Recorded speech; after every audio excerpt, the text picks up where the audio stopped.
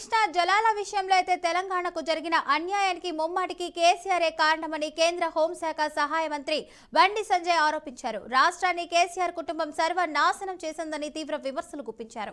గురువారం హైదరాబాద్ లోని భాజపా రాష్ట్ర కార్యాలయంలో అయితే నిర్వహించిన సమావేశంలో కీలక వ్యాఖ్యలు చేశారు.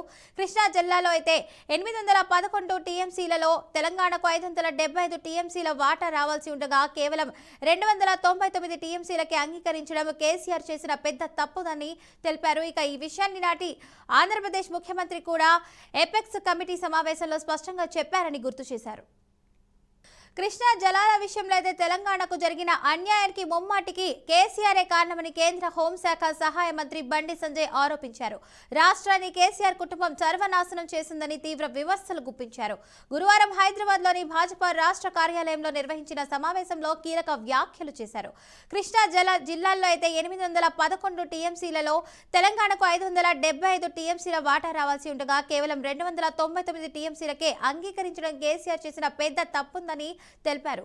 ఇక ఈ విషయాన్ని నాటి ఆంధ్రప్రదేశ్ ముఖ్యమంత్రి కూడా ఎపెక్స్ కమిటీ సమావేశంలో స్పష్టంగా చెప్పారని గుర్తు చేశారు.